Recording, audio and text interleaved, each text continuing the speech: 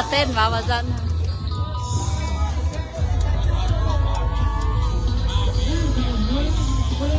เพิ่นแห่ละเด้อเพิ่นแห่ละเด้อ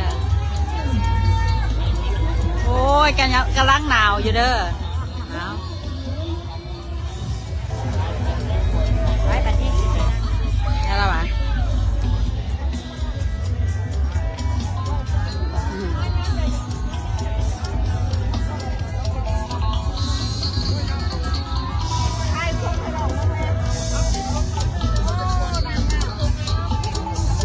วันแห่ละเด้อวันแห่ละเด้อ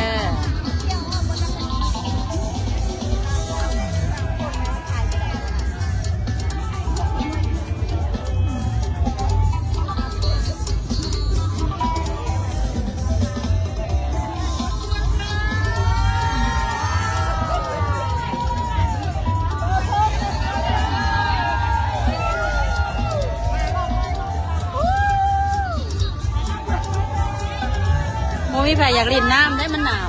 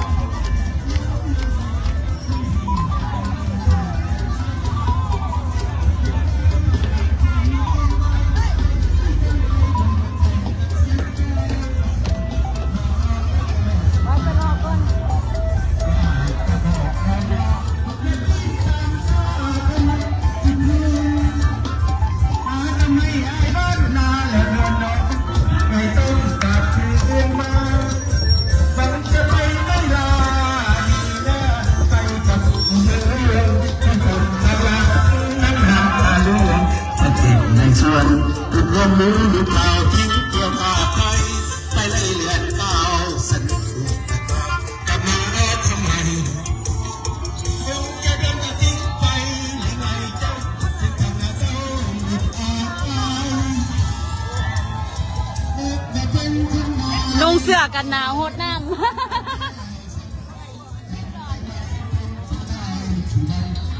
เปียกในแห้งหนาวแล้วนุ่งเสื้อกันหนาว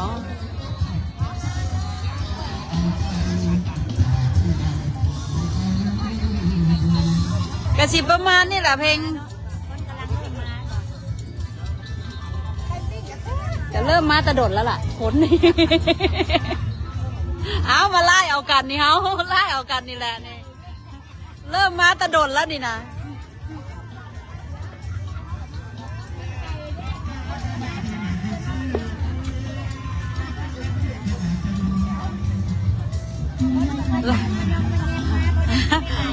ย่างเห็นมันคือคนหลายเด้โอ้ย